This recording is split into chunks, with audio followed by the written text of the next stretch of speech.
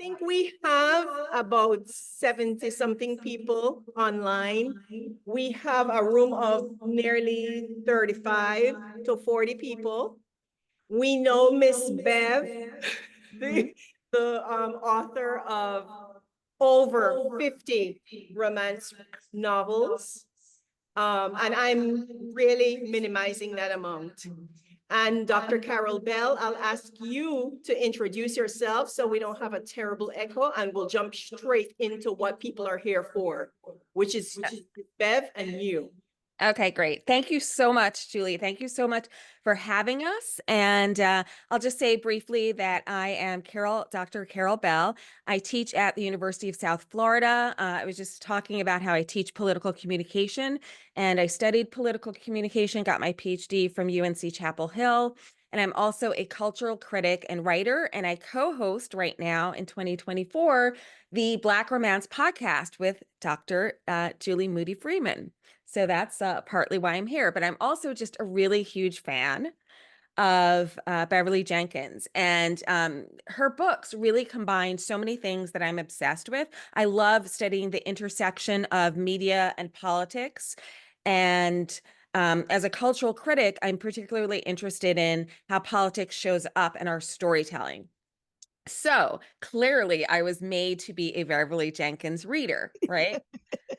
So I want to start by thanking you because I was and remain a real humanities, history, and literature nerd, starting in high school, probably maybe before that in middle school, running through college and later. And yet I had either, and this is really to my shame, but I'll admit it, I'd either forgotten or really never been taught, despite AP history and all of that and excelling in that and being chosen to represent my school. I had literally never been taught or discovered on my own, or maybe had the motivation or curiosity to discover, I would say easily 80% of the history that I've learned through your books. So, and I don't think I'm alone in that shame that I carry, that honestly, I'm learning more about this history that I should have known as someone who focuses on American history and focuses on American politics. So that's one of many reasons I adore your work. I'm not a historian, but I really am interested in the roots of our current political situation, which I find so resonates, really goes throughout the books when I read your work. So that's one of the many reasons I adore your work. But also they blend this real history and the sexiest, most joy-inducing love stories. And those stories take root and thrive amidst some of the most difficult circumstances. And then on top of all of that, you're weaving in poetry. You have the Song of the Republican, right? We're talking about Indigo today, but I love Indigo. And then I also really love Through the Storm, which is the story of Raymond Levesque, who is Galen, the hero of Indigo's best friend. So, so I started reading that actually right after I finished reading Indigo. I've read Through the Storm at least 3 times before, but it's always feels fresh. So a few years ago in 2020, at the start of the pandemic, I published my first article for a popular media outlet. Before that, I had done just academic writing. And the article was titled Black Romance Novels Matter Too. And then I also wrote an article called 15 Must-Read Black Authored Historical Romance Novels of the Last 24 Years.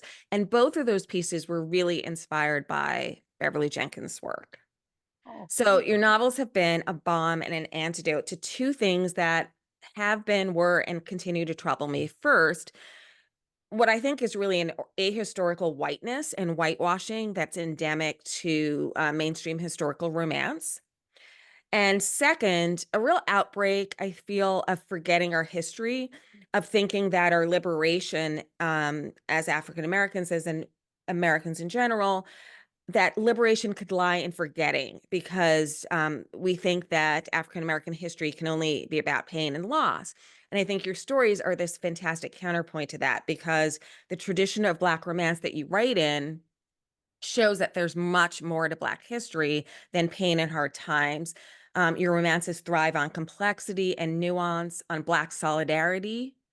and achievement, on a triumph of a life lived well, whether it's spectacular and grand like Galen's life, or whether it's, hard scrabble and it's, the life of a farmer. It's life lived well and being loved in spite of the odds. So for all those reasons, I'm really honored to be with you. And I want to talk about so many things about your body of work. So let's start. My first question, I know I thought it was a lot to say, but I sort of wanted to get that out there. So thinking about the theme of the symposium, writing race and memory, and thinking about this idea of American history being lost or intentionally buried, that we are struggling over what curricula should look like, what books should be allowed, because some books make people feel bad about their identity because of the history, right? And then on a more personal level, I recently read a bit about Ta-Nehisi Coates, and him talking about his own shame and ambivalence around his roots and why it took him a long time to go to Africa, because he's sort of longing for a better past to reinvent for yourself. Your rating, on the other hand, particularly in Indigo, seems fearless. You do not seem afraid to show our past, warts and all, and then give it a really happy ending that is earned and really sort of embedded in the story. And you're writing about the Civil War. You've also written about Reconstruction and the backlash to that and the so-called redemption. So I guess where I want to start is, how did you come to have this sort of fearless approach to American history? When did you start to love American history, and how were you attracted to specifically studying the Civil War and Reconstruction and all of these incredibly difficult periods? My mother was Black before it was fashionable. Mm. I grew up with African American history in my home. Mm-hmm. So there was nothing to make me feel ashamed of who I was, where I came from. My great grandfather was Muslim. Mm. He was a Black man. He left this country, changed his name, lived in Pakistan and Nepal, and did his Hajj. And so Mm. when you grow up with that kind of diversity around race, then what are you scared of? She and my dad, she's from Detroit, my dad was from Florida, who had an entirely different outlook on who he was. She was very, very progressive. He was very, very closed down. Like, he wouldn't eat watermelon, he wouldn't wear denim, and mom was just the exact opposite. So all of the, I remember watching the March on Washington, and what is that, 63, 62, I was 11 or 12 years old. And my mother making us watch that. Anytime anybody Black was on television, whether it was a documentary, whether it was entertainment or whatever, we watched that. She made us read the classics, Langston Hughes and, the Harlem Renaissance people. So I've always had a interest and a love for who I am and who we are and what we've done. I knew it wasn't always what the kids call it, tragic pain or porn, because she had 6 brothers and sisters. I have 6 brothers and sisters. I have 21 first cousins. And when we got together, it was just family and fun. And so I knew that, at least in my family, we celebrated who we were. Everybody in Detroit knew my mother and her brothers and sisters, because they went to the segregated high school, but there was never any shame. Even when, and I remember this clearly, segregation was so stupid. When I was in junior high school, if you went to buy a pair of shoes, you could put that shoe on, but if it didn't fit, you had to buy it, because they were not putting it back in stock. And I have girlfriends who grew up in the South at my age, whose family couldn't even take the kids to get them shoes. They had to take a cardboard cutout of the foot. So in spite of all of that craziness, we were still very, very proud to be Black. So writing what I wrote, even though there was no box for it, why not? Why not write about? Because when I turned in that first manuscript, Night Song, and I tell people this all the time, it was full of heat. I mean, you opened that book up and heat came out. You needed asbestos gloves in order to handle that very bad manuscript. And Ellen Edwards, who was my editor at Avon, and she said, well, Bev, you've got great writing. We love the love scenes. We need a story. And I was like, we need a story? Yeah, I need a story. So it didn't make sense to me to write a story featuring an African-American hero and an African-American heroine and put it against a white majority background, knowing what I did about the history. So I used the basis of the Great Exodus of 1879, put them in one of the small townships in Kansas, and that was my story. So there's so much, well, back then, and even now too, there was so much history you could mine to use that I'm surprised that it was not tapped before. So that's my short answer. So you were aware that other people hadn't yet thought, right? You were clear that other people hadn't thought that this was a good setting. And well, I kept getting, I got enough rejections. The paper, and I've told you this before, the paper My House and Yours. Yes. Wow. And they always say great writing, but great writing, but, and that but was, where do we put it? We don't have anything in, I don't want to say literature, but in literature that deals with this. Where should we put this? Right. Because usually a 19th century story featuring Black people was slavery or hard times, no joy. So there was no box for it. Right. So here I come with a story with a Black Buffalo soldier and an overland educated school teacher in a small Black town on the plains of Kansas. And New York was like, what? What are we supposed to do with this? So luckily, I had an editor who didn't question that. Ellen was fabulous. So here we are today, 60 books later, 30 years later, still writing historicals. People still discovering my work 30 years later. So obviously I was in the right place at the right time with the right talent. Absolutely. So Indigo was your third book. Right. But you sort of had the idea for its second. It could have been second, but then Vivid demanded to be told, is what you've said before. But it's had incredible legs, incredible longevity. It keeps going and going, both in terms of academic interest, influence, reader interest. Did it stand out? Did you know that it would be a pivotal book for you when you were writing it? I didn't know any of them would be what they turned out to be. Toni Morrison said, and I'm probably going to misquote her, but if there's a book out there that you want to read that hasn't been written, then you need to write it. Right. So that was, I'd always had liked a good love story. I always wanted stories for me, and growing up, when I did, I read everything, but none of it reflected me on the page.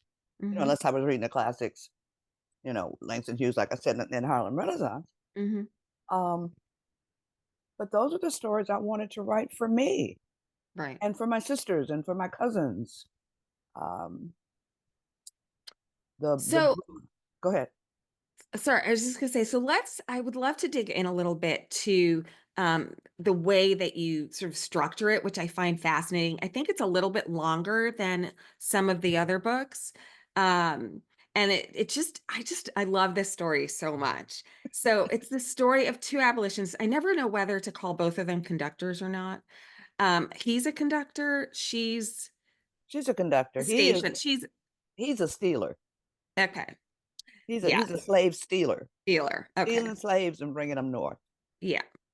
So they fall in love with each other when one gets injured when he gets injured and finds refuge and care in her station on the Underground Railroad. And both of them have these beautiful and terrible backstories. Can we start with Hester's? Tell us a little bit about Hester's backstory and her father's story, because what I love about this is that it both digs into the history, but it also sets her up to be a perfect romance heroine who doesn't believe in love. So tell us about Hester. Well, you know,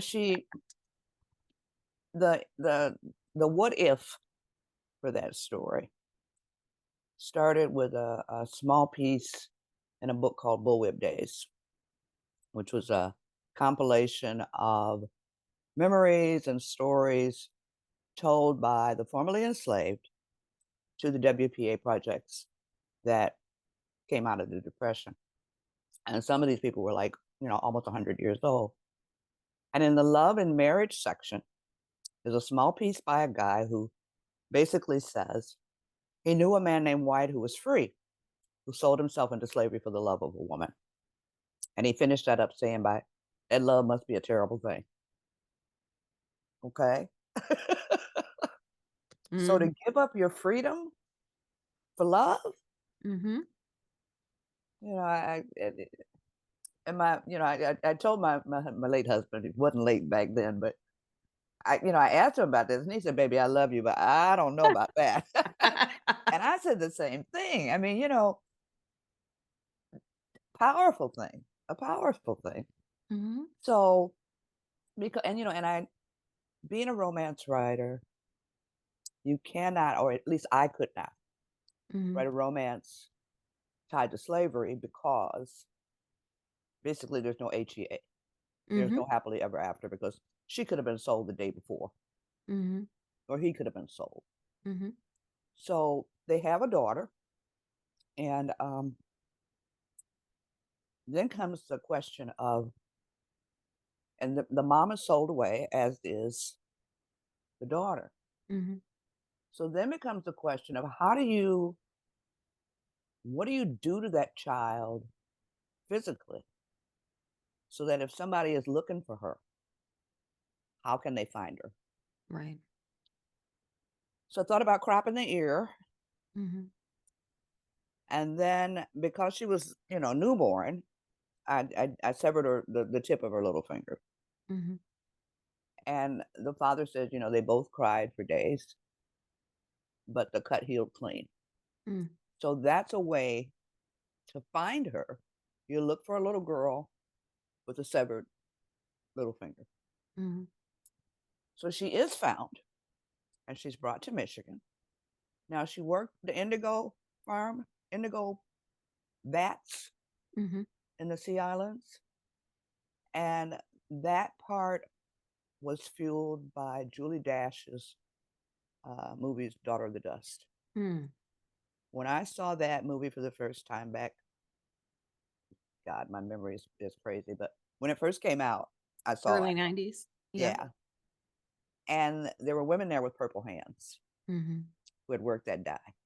And I always thought that and this was before I even thought about getting published or writing or whatever, that when I wrote a book, it would have these women with these purple hands.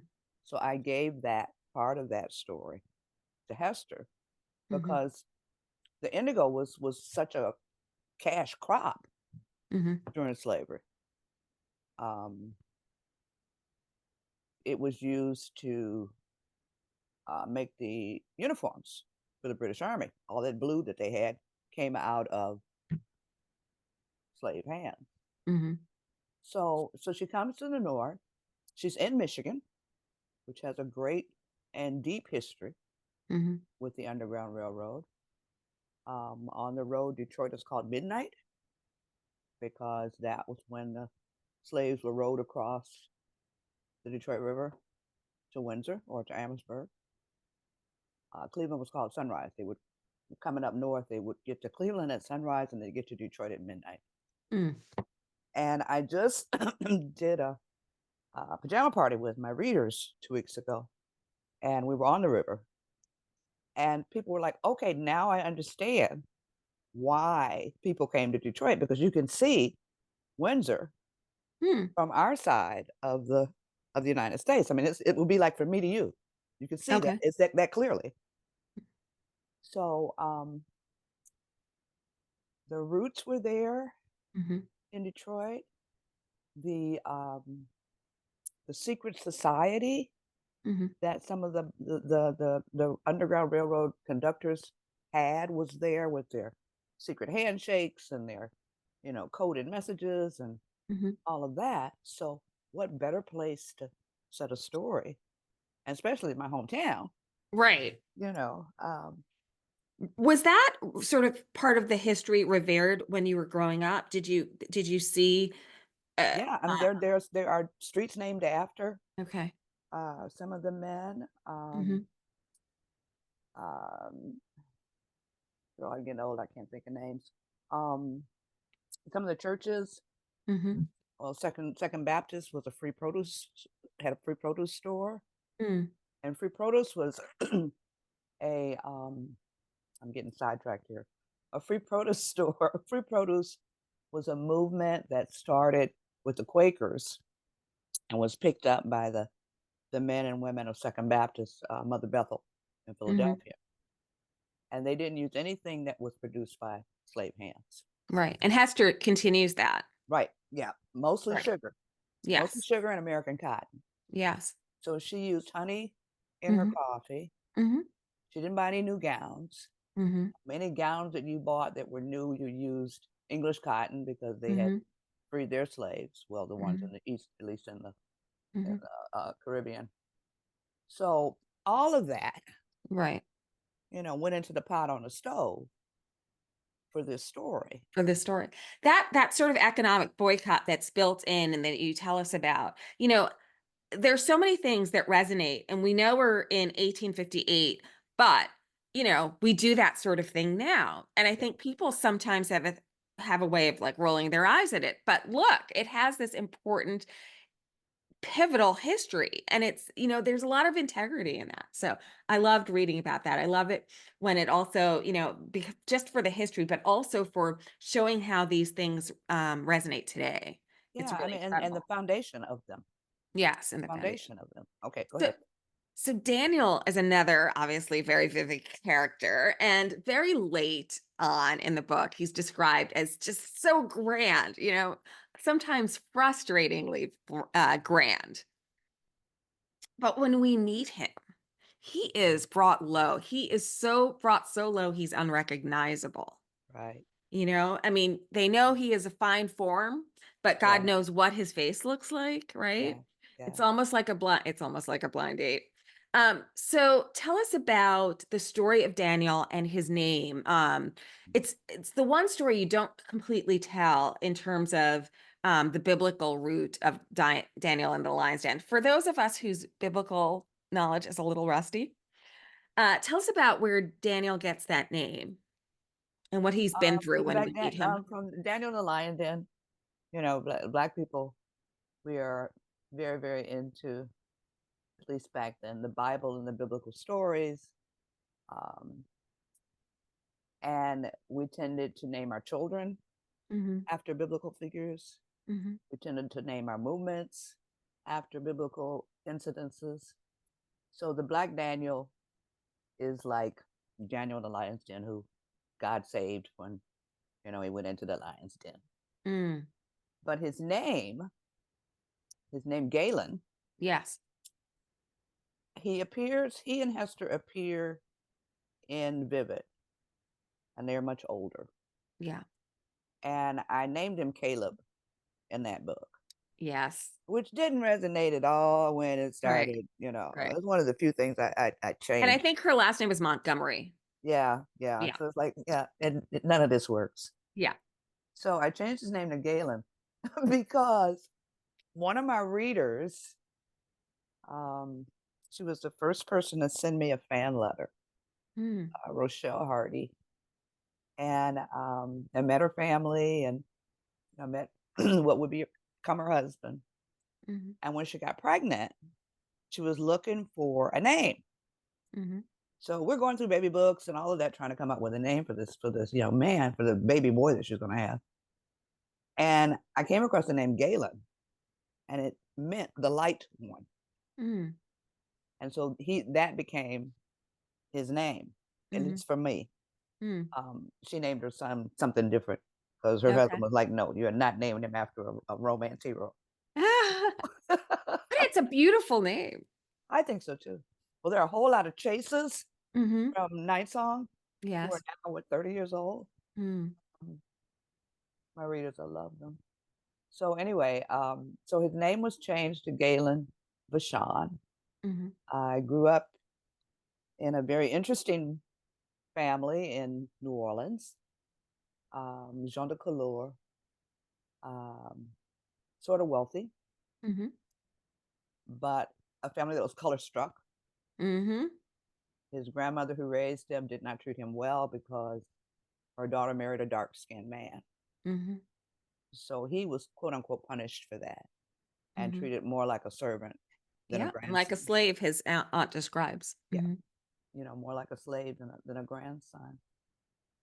And for, whatever reason, he was filled with this desire to fight back against slavery mhm, in ways that were not a lot of people did back then. I mean, but mm, there were a lot of people who were arrested and a couple of people hung mhm, for freeing slaves outside of law. mhm, So he would come in, make the arrangements, take these slaves north. And in fact, one of the women in Vivid was mhm. freed from the pens Edna. by him. I And he love did. how those stories are interwoven. So we Yeah, see the aftermath when Edna's older yeah, in Vivid, and then we hear also, and she really looks back and feels sort of like shame about who she used to be. Then we hear more about her story in yeah, Indigo. yeah. A lot of those stories of that backstories. There's only one book that is not related to any of the other books. Hmm.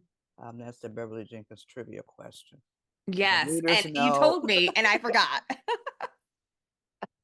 I'm not going to tell you. That's your homework, everybody. Um, Yes. Find the one Beverly Jenkins novel that is truly a standalone that is not interconnected. yeah. So you have a lot of books that arc off of Night Song, which is the first book. You have a lot of books that arc off of Indigo, which is the third book. Hmm. You have books that arc off of Jesse Rose. Hmm. Um, so the ones that resonate and arc off of Indigo, Hmm. are what uh, Through Vivid, the Storm. Indigo, Through the Storm, Winds of the Storm, Jewel. Hmm. They're all so you get a little piece of backstory. And that's why I always tell people to read the books in order. Hmm. That way you get all the Easter eggs and all of the backstory. Right. But some people are going to do what they're going to do, and that's okay. You can read them how you Absolutely. want. But I mean, anyway, they're basically standalones, but when you do read them together, it works beautifully. yeah. So let's talk a little bit more about Daniel Hmm. and how he ended up so badly injured. Because in the tradition of me not knowing things before I read your books, I love that this year we have a Pulitzer Prize winning book Hmm. that tells the story of that you told in a microcosm Hmm. that really inspires how the mission that what Black Daniel was on. So Galen, in his guise as Black Daniel, is dressed as an older white woman traveling with her servants. Hmm. Right. And he is both cross-dressing and passing. And that is inspired by, so that he can take a train and have this family that he's trying to usher to freedom with Yeah. him. And that whole cross-dressing passing to go on the train story, to make your way to freedom, is inspired by the crafts. Right. Right.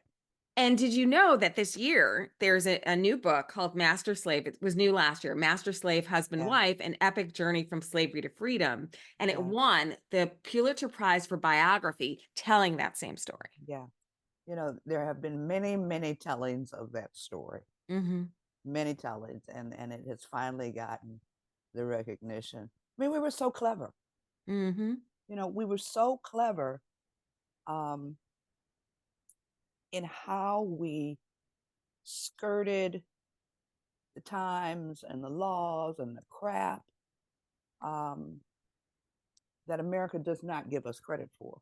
Right. But we know how much it took Mm-hmm. for us to be still standing today. Mm-hmm. We had to be smart. We had to be clever. Right. Right. You know, we had to seek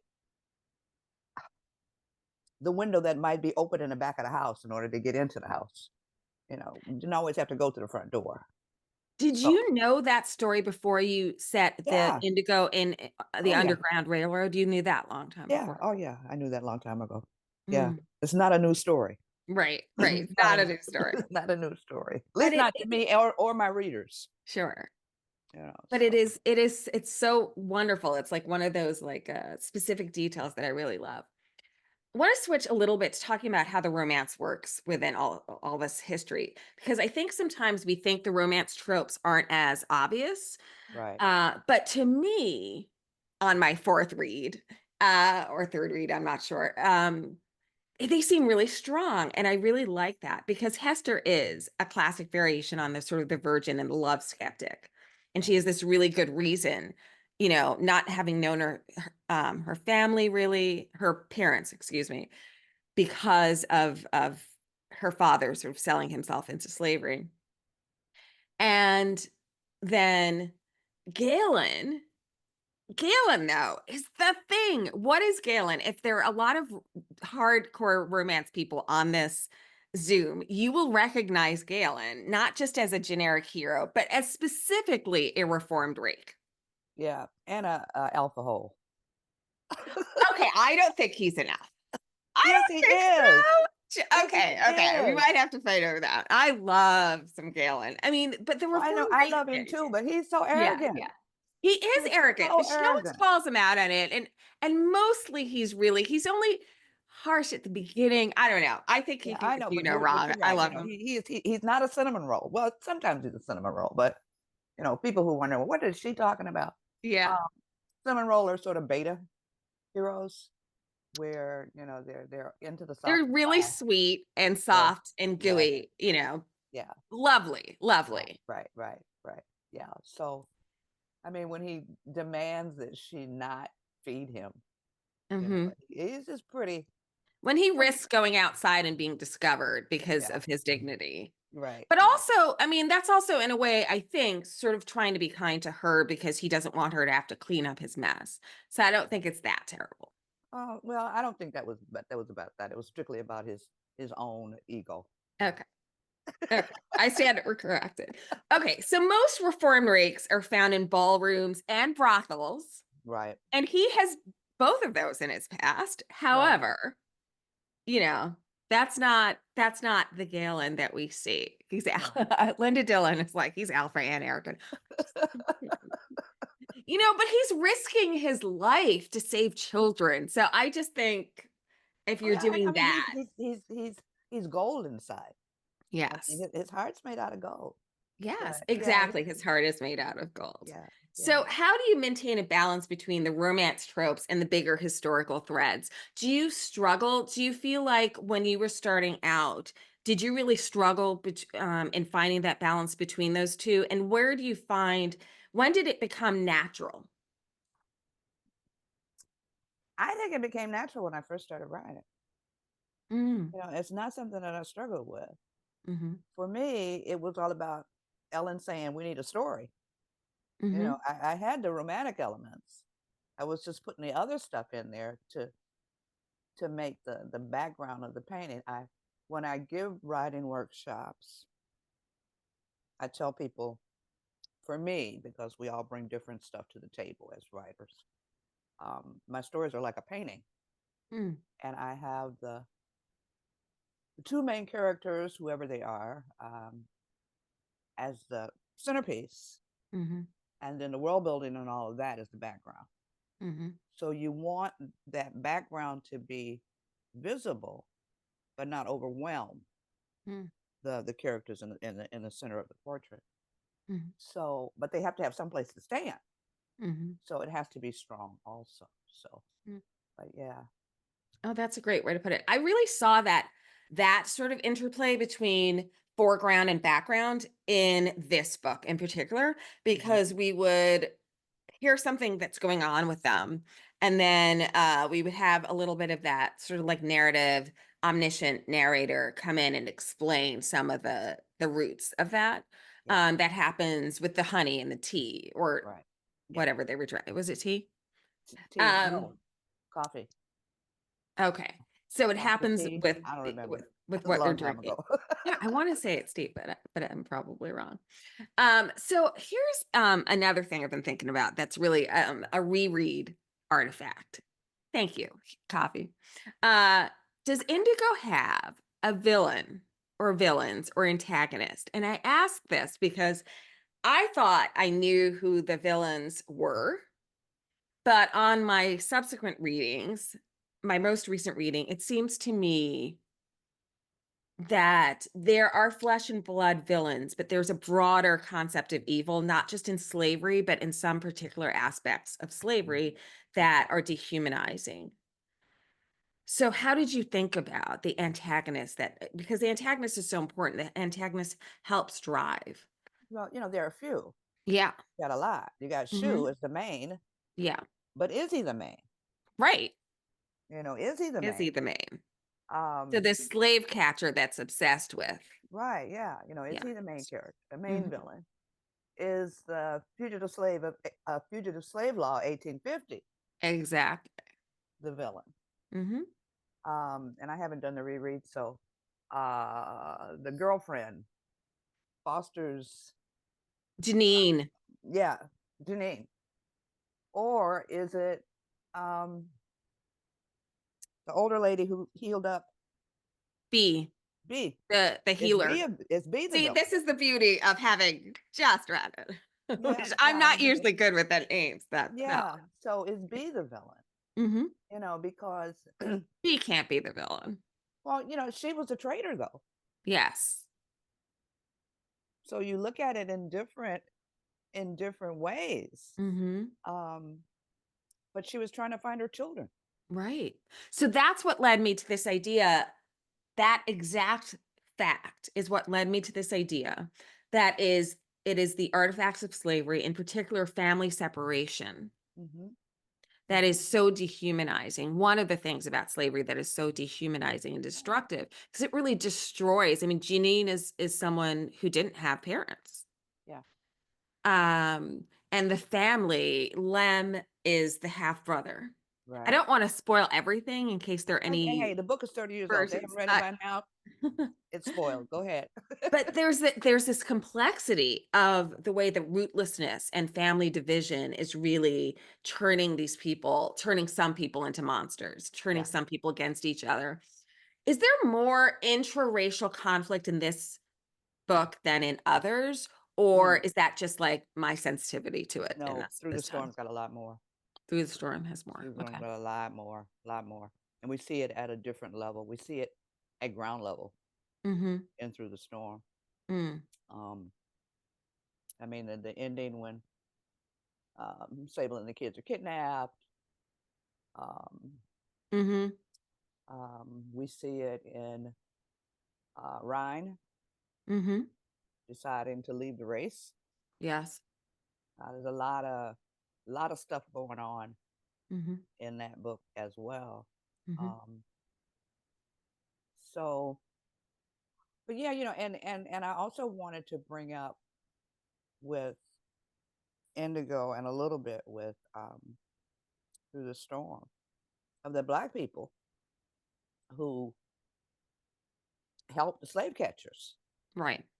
You know, all skin folk ain't kinfolk, so Listen, I told my class, I was like, let me explain this phrase. It's all skin folk ain't kinfolk. Let me tell you that. yeah, yeah. Yeah.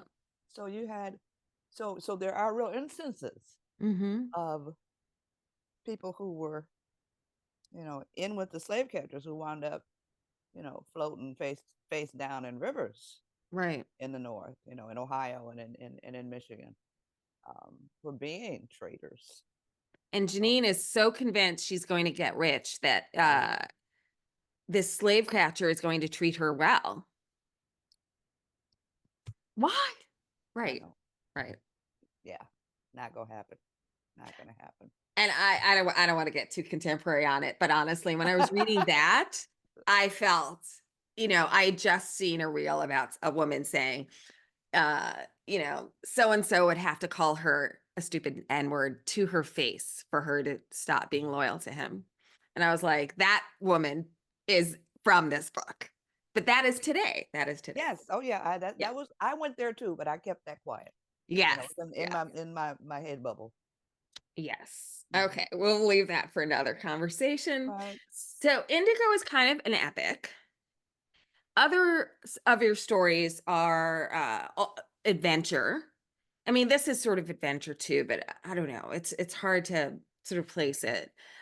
Some are, do you have subcategories that you're thinking about, or is it always, you've said before that there's always a little bit of humor, but there's some have more humor and less tragedy.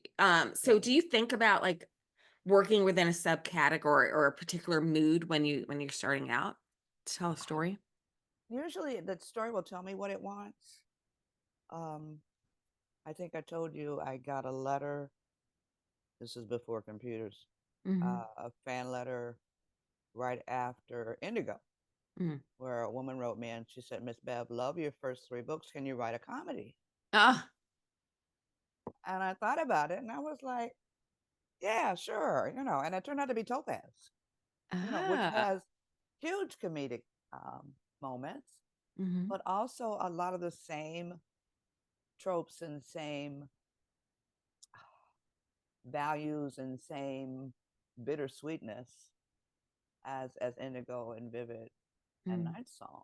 So, I think those elements come to play in all of my books. It's just some are more highlighted than others, but you're going to get those, what did I say, 4 or 5 pieces or flavors in each of the books. What's your funniest book? Funniest book for me is probably Topaz, because I still laugh out loud reading that. Okay. I still laugh out loud reading it. When those idiots are trying to break into the bank with the husbands, because we did a little bit of Lysistrata in that, and they're trying to get the women out of the bank, and they're using a huge tree, and the hilarity that results of them, trying to guide this huge tree into the, yeah, it's hilarious. It's hilarious. I won't spoil that. Oh, interesting. Okay. So one of the things that is so great and I think fits so well with the theme of writing race and writing memory is this thing that you do where you're playing off of these stories in American history. Sometimes I know the term hidden figure can be a little bit controversial because, these people have been written about before, but nonetheless, for a lot of us, these are hidden figures. Apart from Ellen Craft, what story are you proudest of, if you can think of another, as a writer, not necessarily just the novel, but a piece of history that you brought out and helped to illuminate in your work? I think it's not a particular story, but it's a particular thing. And it is Dorothy Sterling in her book, We Are Your Sisters, Black Women of the 19th Century. And she talks about how successful Black women were coming out of the Civil War. Mm. because, and the three values that she said were the important things. Mm-hmm. One was that they worked, whether they were slave or free. Mm-hmm. Of course, they had to work when they were enslaved, and they had to work when they were free because either they were alone or married to a Black man who was not allowed to live up to his potential. Mm-hmm. And so she had to work too in order to put food on the table. Number two was their commitment to community and community activism. Mm-hmm. And number three was our penchant to push the envelope on gender and race.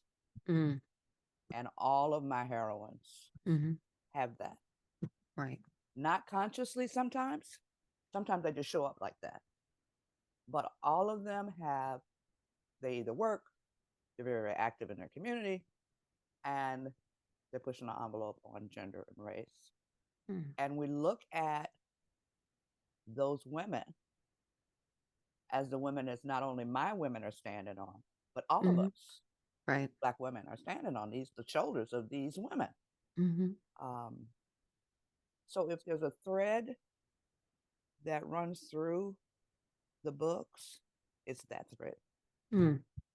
I see that so much in Vivid with the first Black doctor, Right. female doctors. And then in The Taming of Jessie Rose, and I know you don't love that title. Yeah, I hate Nobody's getting tamed, but with her, I mean, with so many women. it. Yeah. Um, I mean, look I at love that. Rain. Wild Rain, Yes. Spring Rain, rather. That's the title. Spring Rain. Spring Rain. Harriet Tubman Mm-hmm. in the books. Mm-hmm. It's so funny when the movie came out. There were ladies on my Facebook page saying, "How can these people not know that her name was not Harriet?" Araminta. Uh-huh. Yeah. They said, "We learned that in Through the Storm in what, 96?" I was like, yeah, I know. I know. Calm down. Right. But her and, like you said, Jessie Rose and Carole, Yes. back then, Uh-huh. most educators were male. And the one who becomes a mayor, is that Carole or is that the Oh, other? that's Olivia. Olivia. Yeah. Yeah. Yeah, you did have communities where, Mm-hmm. women were allowed to vote within the community, Mm-hmm. but not, not on national or on a state level. Right. So these women represent us. Mm-hmm. And I think they would be so proud of Ms. Jackson, Mm-hmm. our Supreme Court, Oh, yeah. you know. Ketanji Brown. Yeah, Mm-hmm. they would be so proud. All right. All right. So proud of her, and because they fought the fight and opened the doors Mm-hmm. for who we are today. So Mm-hmm. I think it's important that even if the country Mm-hmm. doesn't want to hold on to our history, Mm-hmm. that it becomes our charge to keep that history alive. Mm. So when you educate a woman, you educate a race. Yes. Somebody said that. I don't remember who it was, but I think Mm-hmm. it's important. Mm-hmm. So that you can pass that history down. Mm-hmm. I think I told you about one of my readers back in the day, her grandson was doing a Black History report. Mm-hmm. And I don't remember whether he did Jim Beckworth or Beckworth's Paths or the Back Price. Anyway, whatever story he wrote Mm-hmm. blew the teacher away. He's in elementary school. Mm. And the teacher said, "Well, where did you get this information?" Mm-hmm. And he Oh, said, wow. he said, "I got them from my grandmama's Miss Bev books." Uh-huh. So they're, women are passing these, and guys too, because I got a lot of guys who read my stories. Really? They love the Western. Mm-hmm. Art Burton, who is for me the #1 historian for the Black West, Mm-hmm. I say his name in rooms everywhere I go because he does not get the recognition that he should Mm-hmm. for his scholarship. I mean, he's the authority on Bass Reeves. I don't think Right, which is now on television. yeah, but I don't think they said anything to him about it. Ah. He wrote the biography. Could you turn up your mic a little bit? Yeah. It's sometimes hard to hear. Okay. Okay. Oops, wait, oh, here it is. Tell us what that show is again. Bass. It's literally called Bass Reeves, right? Yeah, I think so. Oh, lost you there for a minute. Okay. Right. Yeah, I don't know. I haven't watched it. Mm-hmm. My readers have, and Thank you, Lisa. Lawman Bass Reeves. yes, thank you, Lisa. Because he makes an appearance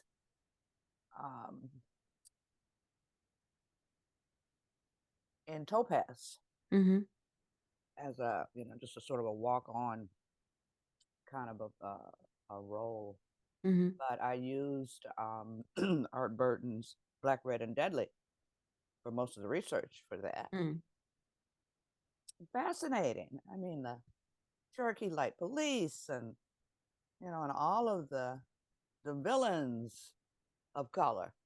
Mm-hmm. Um, Could you repeat the name of the historian? Burton. What's the full name? Art T. Burton. Okay, Art thank you. T. Burton. The book is called Black, Red, and Deadly. Excellent. Excellent. Yeah, great guy. Okay, so we're running up on time, and I want to Okay. ask two last things. One, is there, well, first of all, we know all of your historicals. A lot of us Right. also are interested in blessings. Can you talk a little bit about why, sort of the origin of story about blessings and how that connects to your historicals? Okay. Because that's a really interesting way of remembering the past as well. Yeah. Number one, my agent sold a story for blessings without telling me,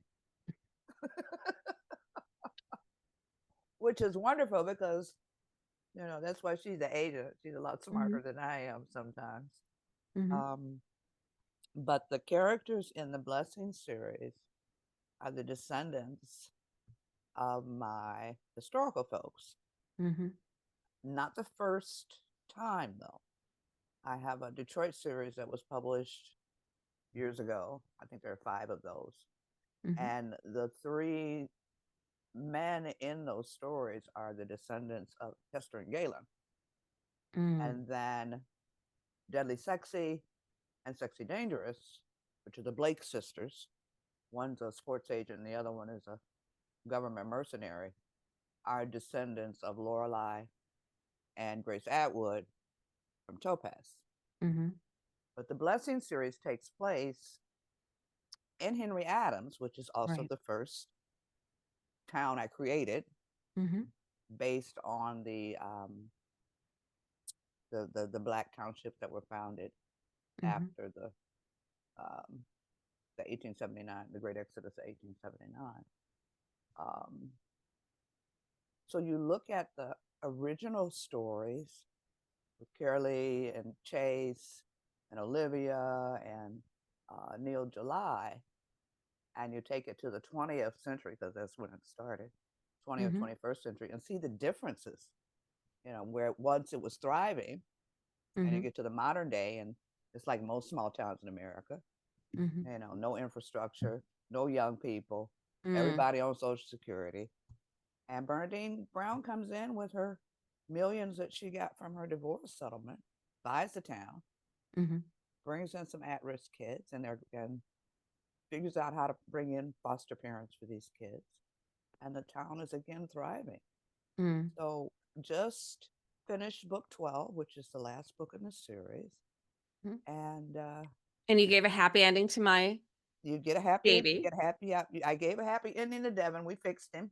Okay, good. My baby is Devin. Everybody either wants to take him to the woodshed or give him a hug, and Mm-hmm. but we fixed him in a Okay, way good. that works.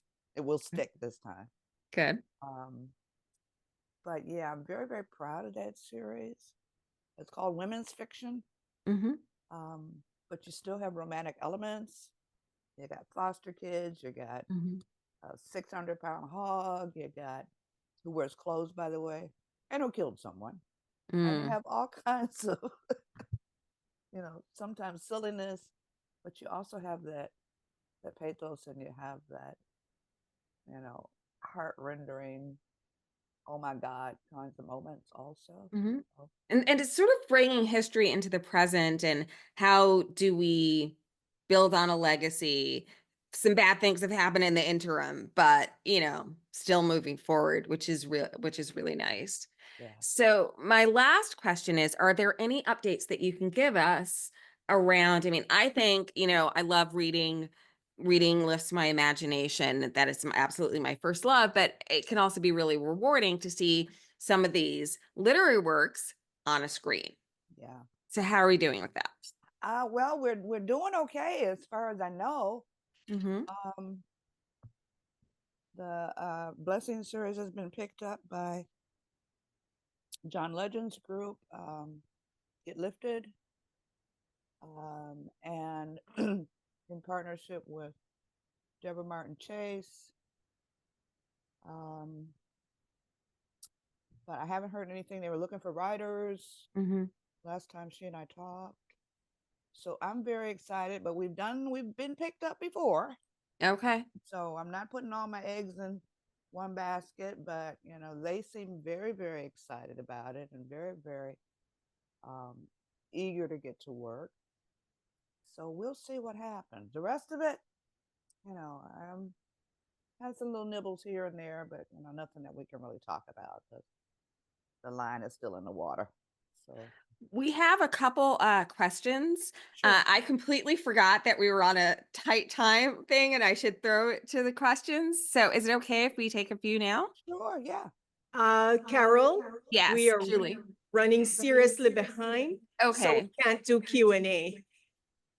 So we just love to thank you and Miss Bev, and to all of you who attended. Thank you so much.